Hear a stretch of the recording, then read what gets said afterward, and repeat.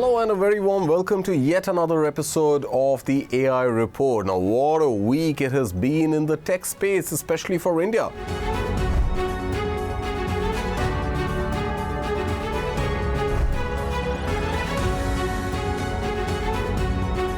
First, Microsoft CEO Satya Nadella met with Prime Minister Narendra Modi and committed to a $17.5 billion investment to build and scale the country's AI-first future.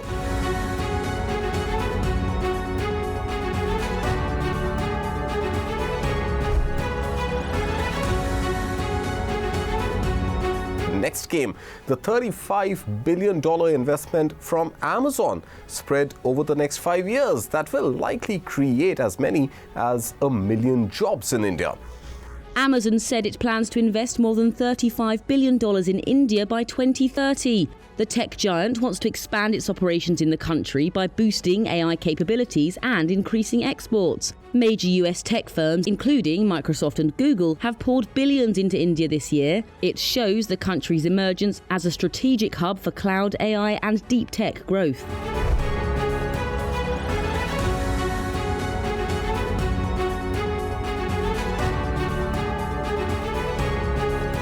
The Indian government has recommended a mandatory blanket license for AI developers to train models on copyrighted works without creator opt-out.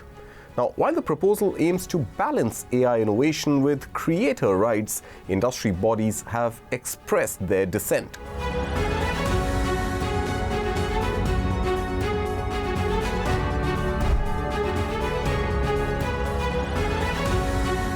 After months of speculation and even lobbying, US President Donald Trump has finally cleared the way for NVIDIA to begin selling its all-powerful H200 AI computer microchips to China, though after collecting a 25% fee from the Taiwanese manufacturers.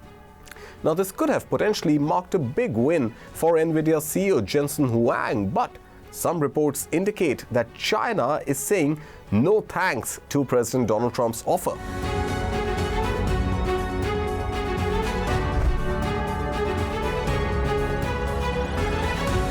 The Walt Disney Company and OpenAI have reached an agreement for Disney to become the first major content licensing partner for Sora, OpenAI's short-form video generative AI platform. Walt Disney has invested $1 billion into OpenAI for the agreement that spans 3 years. The licensing agreement will allow Sora to generate short, user-prompted social videos that can be viewed and shared by fans, drawing from a set of more than 200 animated, masked and creature characters from Disney, Marvel, Pixar and Star Wars, including costumes, props, vehicles and iconic environments. In addition, ChatGPT images will be able to turn a few words by the user into fully generated images in seconds, drawing from the same intellectual property. The agreement does not include any talent, likeness, or voices. Let's also look at some other headlines that emerged in the world of artificial intelligence through the week.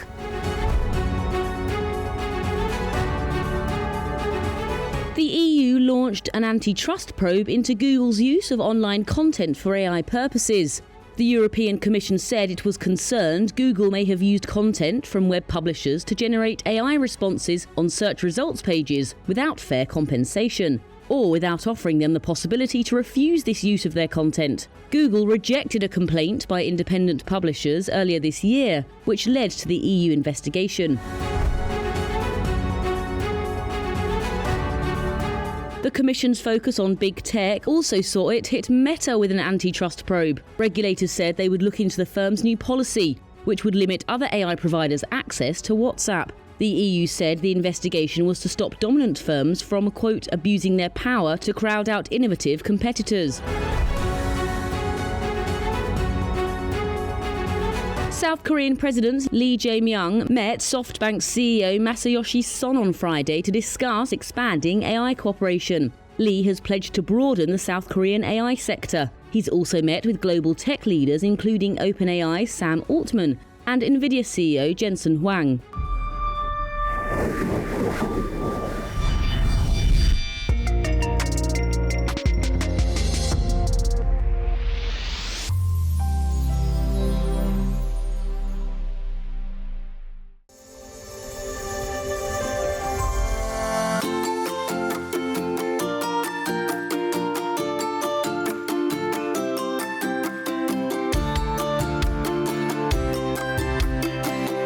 Alright, so the conversation on artificial intelligence has pivoted from what can AI do to what can't AI do. Well, artificial intelligence is slowly but surely making its way even to children's rooms. Now, I'm not talking about kids using ChatGPT to submit assignments. I'm actually talking about AI-enabled toys making it to much younger children's beds as well. That's right, teddy bears and stuffed plushies have been a mainstay in toy collections of little children. They love talking to their teddy fluffies, pretend playing with them as if they were real. They talk to them in their imagination and often get imaginary responses as well in return. But what if I were to tell you that the modern-day teddies are coming with built-in AI chatbots that actually talk to children? That's right, cute plushies connect to the Wi-Fi at home, and using a microphone, they understand cues from children, use the large language models in the back end to generate responses, oftentimes verbally through a speaker inside the very toy. It sounds delightful, right? Well, a bedtime companion that becomes all the more real as it speaks to you and understands you even better, even grows with you in maturity. But there's a slightly darker side to it, and there's a danger. There are reports that real-time responses have oftentimes come with inappropriate responses. So here's one example. Singapore-based Follow Toys Kuma Bear, priced at under $100 a piece and powered by OpenAI's GPT 4.0, told researchers where to find potentially dangerous objects. That's not all. The toy also engaged in sexually explicit conversation with children.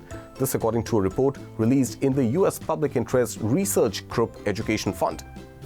Now, OpenAI suspended Follow Toys for violating its policies, but the toy was reintroduced weeks later after rigorous review, testing, and reinforcement of safety modules for children. So, how safe is artificial intelligence really for children? And what should parents, caregivers, and teachers do in these ever-evolving AI times? Let's have that conversation with Mr. Aaron Jacobs, School Director, Pathway School, Noida, who joins us today for this fascinating conversation. Mr. Jacob, thank you so much for your time. Let's just understand from you first. In your opinion, is artificial intelligence a boon or a bane for school-going children? The first question perhaps I can pose is, do we trust AI? Is a big question that I as an educator, or perhaps we as educators, do ask. The general feedback that we get, it's a mixed bag, let's put it this way. A majority say, hey, this is great, this is what's going to happen in the future. This is like our assistant, etc., etc. So you've got to listen to that. And then the other side is, of course, as you mentioned, the dark side of what is happening. Right. But when it comes to introducing something like this to our children, I have to say I am very conflicted at this point. Conflicted because on one side you see things that perhaps humans would do in terms of that personalized connects that we would have with our with young ones, with chronological age, be it the early years or the nursery kids all the way to your secondary students. There is a specific level of personalization that the AI is able to do, and it is adapting rapidly every day. Right. So when it comes to these cuddly little toys that you're talking about, which you just mentioned, and I was surprised because there was this this alumni from Pathways who came in and said, hey, we've got these two pretty interesting looking toys, fluffy toys, which we have factored AI into it. It gives you, it speaks the language. It can speak in Hindi and in English, can be your companion. We're talking about it being targeted to children who are, let's say, from toddlers onwards. That's right. 3, 2.5 to 5. Okay, so that's the age group that they're talking about. And you're talking about the toy responding in Hindi and in English. Wow, that's really great. So there was this, and he demonstrated it to a point wherein I was keenly observing and also convinced. I have to say I was convinced. Okay, so what's the kind of conversation you had with those toys, Mr. Jacob? Tell us, what are the questions that you asked, or what's the conversation you had with those toys, and what's the kind of response that they generated? So in terms of saying, hey, how was your day? Aap kaise ho? So things like that kept me riveted, and I'm sure in a very dulcet tone. I was very impressed by the tone of the voice that was used. It is not something that was very abrasive to your ear. So that's very important when you're talking to children, isn't it? So it started with that, and it progressed to in terms of what would you like to eat for lunch? It goes into the butler mode as well. And then it can also go into the educator mode in terms of saying, have you done your homework today? Has there been anything that happened in your classroom? Okay, and it was also translated into Hindi. And I found it impressive. And then I checked about what are the guardrails that are there, right? So he said it has nothing to do with the cloud. Nothing is stored in the cloud. Okay. I said, okay, that's great. And I said, how does this learn, right? So it says it learns automatically when conversations happen. So me being very ignorant after this point, I said, okay, I need to know more. And let's have more conversations with this, because if I am going to introduce this to my students and my educators, I've got to be very careful of these guardrails, right? And especially for children, it ticks all the boxes that are required for it to be your companion. These guardrails, you're saying that potentially some of these toys may not have data stored in the cloud, and they're processing the queries real time and really learning on the go and responding on the go. But these guardrails still need to be erected. Now, who erects those guardrails? Because at the end of the day, AI, when it is unleashed, it becomes pretty much an animal which picks up from the environment, it understands from other similar queries, and sometimes responds in a manner which may not be age appropriate. So whose job is it eventually to have these guardrails up? Is it the manufacturer? Is it, the big data LLM producers out there? Or would it eventually be the job of the parents and the teachers and the caregivers to ensure and monitor constantly what is the kind of conversation children are having with these plushies?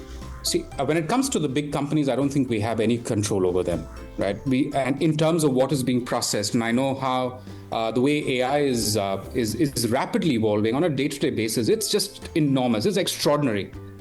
So we don't have any control over that, and I don't think any of our, let's say, any structures in place will sort of keep that aside. And especially with the rules and the policies that are there right now, it's a free market, it's a free highway that's happening.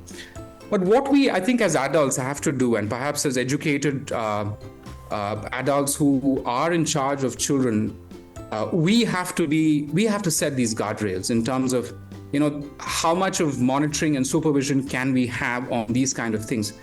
Are we prepared for it? These are big questions that we have to have, because what comes out as responses are also beyond the gamut sometimes of our supervisory roles. We might introduce this because it looks lovely and cuddly.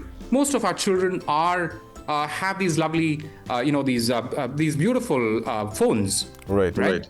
And they are also propagating a lot of the data that the AI has. You're quite right. So you have on one side that part of it, right? So yeah, the dilemma is always going to be there, and I think that's where I think we as educators and adults have to come in and say, let's do research about all this first before we introduce them to our kids. Is there a larger sort of a ramification of digital companions? Is this leading to some sort of a societal change where not just children but even young adults would prefer to have digital companions as opposed to human interactions? So is that some sort of a threat, or is that just the changing nature of society that we as parents or educators have to sort of accept as reality and take it in our stride?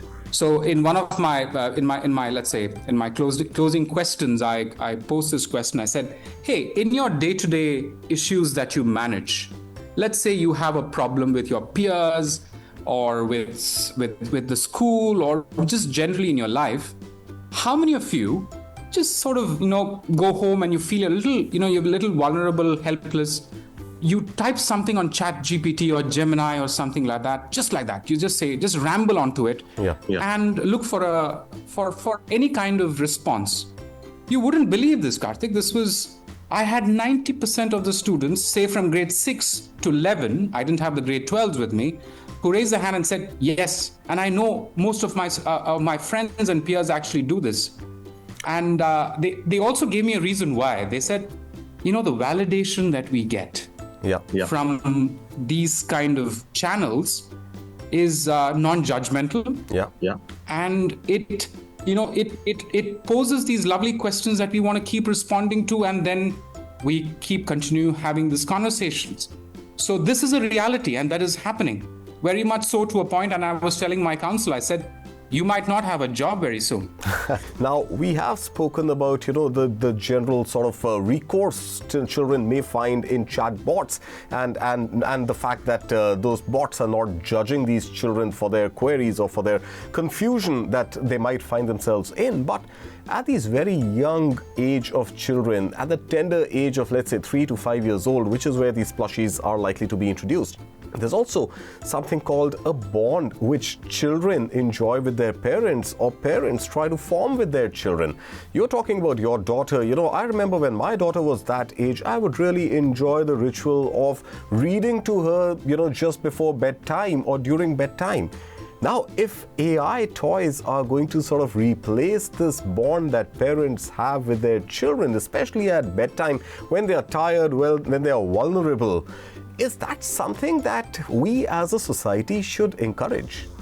I would say no.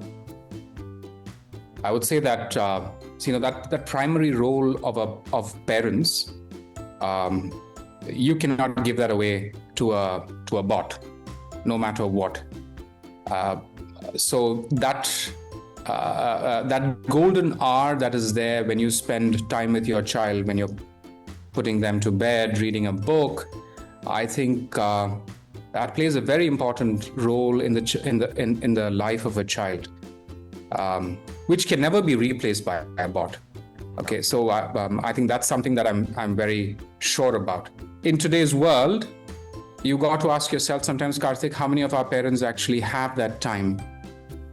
Are we making a lot of compromises to actually accommodate all of these things? Is another question that I have. And same, I would ask the educator as well. If that one-to-one, that personal, contact is lost, I think we are going in a very different direction, and we don't have any model to sort of say what are the outcomes of that. No idea.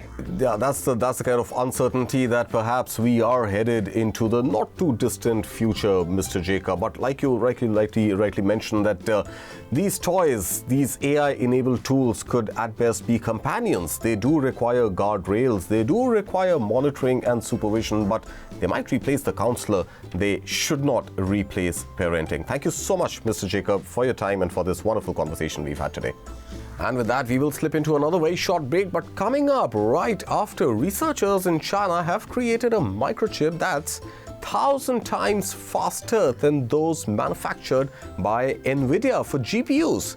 The Photonic Quantum chip uses photons instead of electrons to transmit information. What is this chip all about? Newsline's Amit Ranjan Kumar will explain after this short break.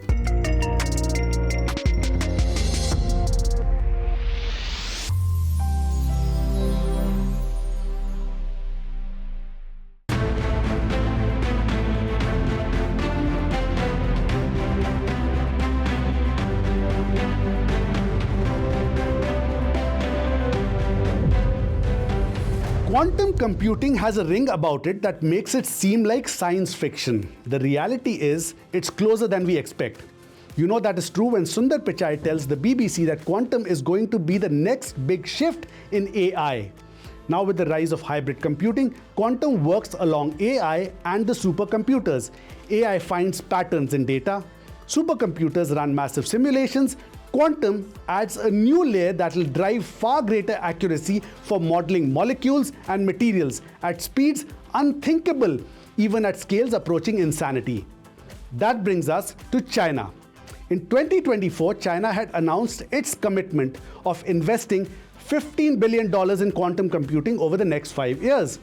That commitment seems to be coming to fruition now. Researchers in China have created a microchip this is the time to hold your breath, that's 1,000 times faster than those manufactured by NVIDIA for GPUs.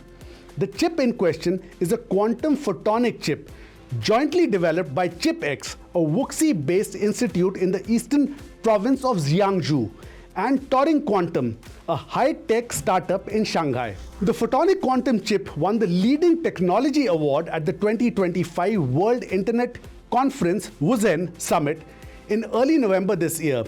The award was one of the 17 scientific achievements honored from more than 400 candidates across 34 countries at the technology gathering. What's the purpose of such a chip?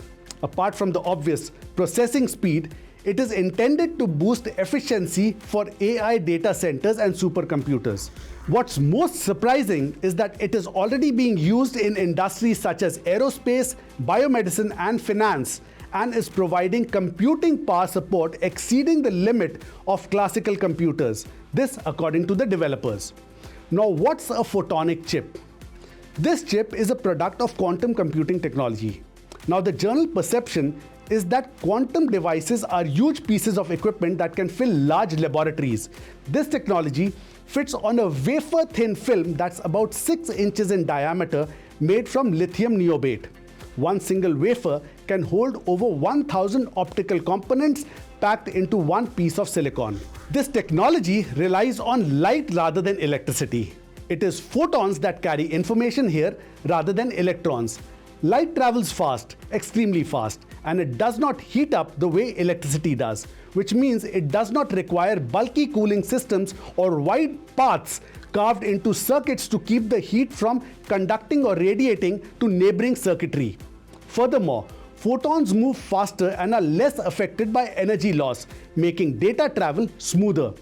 This is one reason photonics has gained attention in recent years. Photonic chips are extremely dense, fitting more than 1,000 optical components onto a small 6-inch silicon wafer.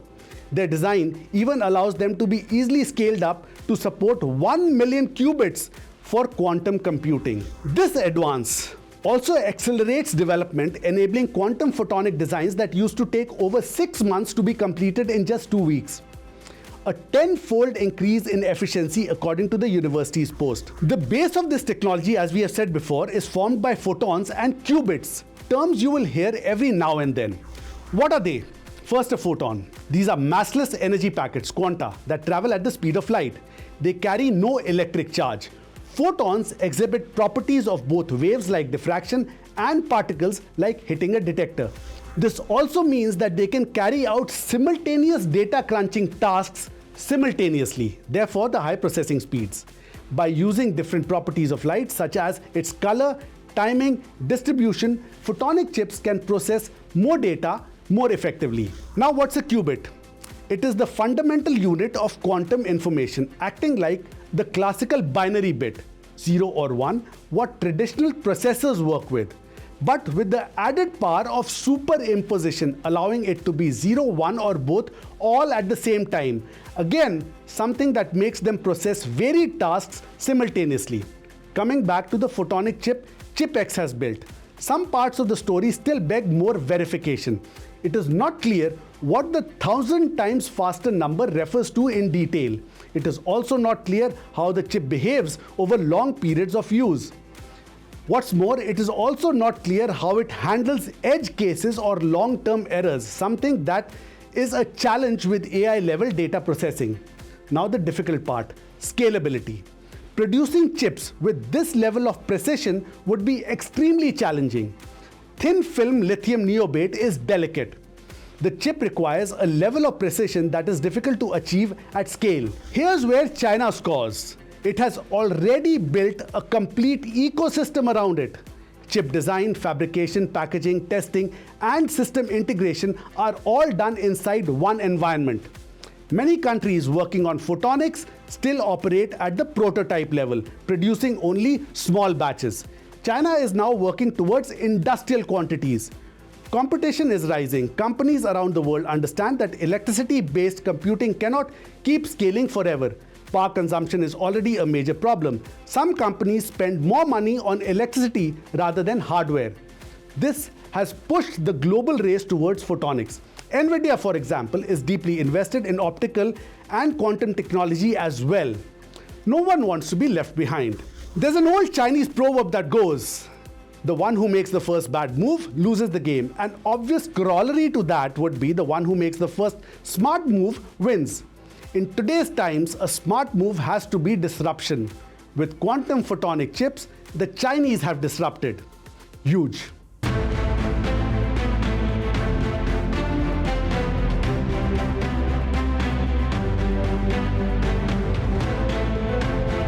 And with that, we come to an end of this edition of the AI Report. Thank you so much for watching, and we will see you again next week.